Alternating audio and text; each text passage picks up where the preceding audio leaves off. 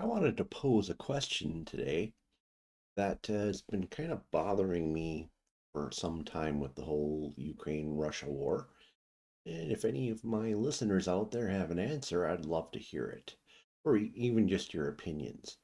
Okay, so we've got the war going on here, and this is relatively uh, close to what's going on now.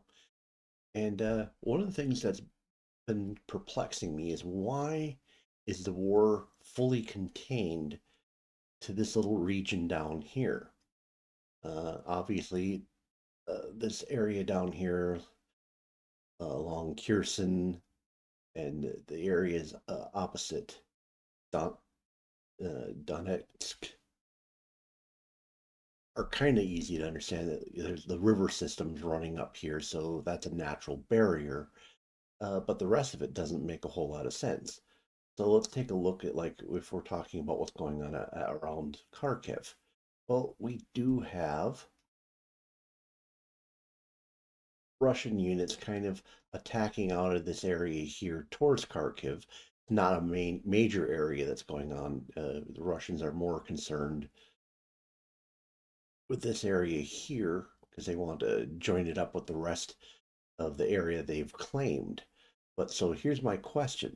So if we have this area up here that the Russians are attacking towards Kharkiv to, but here's this whole sector of border here where there's, as far as we can tell, no war going on at all. Now, there's always possible there's stuff that's happening that's not being reported, but for the life of me, I'm not seeing any of it. Um, the ISW people who provide this map give daily reports, pretty much uh, explaining everything down to like the smallest grenade toss in terms of things that they consider important going on. Yet nothing's going on outside the conflict area, and that includes we have this area here, which is a crossing point into Russia. We have this area here, another crossing point in, and nothing's going on along there. And of course, we have Belarus that the Russians attacked out of in the initial foray when they were heading towards Kiev, but they pulled all their troops out and never came that way again. So I'm wondering, let's say the Russians have decided that they're really only interested in the area in the conflict zone. I would think there would still be value to at least doing maneuvers or minor pushes across these areas of the border here, if only just to spread the Ukrainian troops out. But everyone seems to be content to stay in this area here. Now,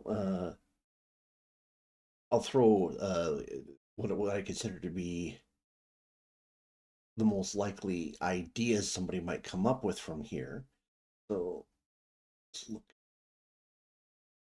So you might think, okay, well, maybe the reason is because uh, that those areas are just too difficult to cross on the Russian border. But if we look at the area of conflict compared to the rest of the border there, we're looking at relatively similar terrain. In fact, in many ways, it looks like the terrain in the conflict area, at least close to the Russian border, is probably worse than the stuff uh, that's closer to the northeast. And all the rivers seem to be pretty much running north south rather than east west. You actually can bypass the rivers by attacking in the different directions across the border up there. So that really isn't a good explanation. So another possibility would be, well, maybe there isn't good uh, logistical support for those areas. And here's a map of the Russian railroad transport hub. Their army is pretty much railroad bound since the road systems out there are horrific.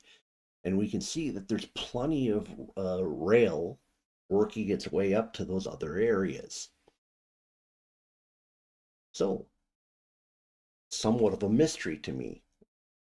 So, in the comment section, please tell me, do you know a reason why the Russians are not attacking outside the conflict area? Is there something I don't know about in terms of maybe I'm misreading the terrain map? Maybe I don't understand how the railroad system works? Whatever. And if you have your guesses, I'd really love to hear them. Tell me in the comment section below. Please hit the like button. If the YouTube algorithm has brought you here and you're not a regular subscriber, please take a look at my other content. I'm sure you'll find titles you find interesting. Consider subscribing. And if you know someone who might find this interesting or might have an answer to my question, which would even be better, please share it with them. Well, thank you for spending time with me this evening. Hope to see you again in a future video.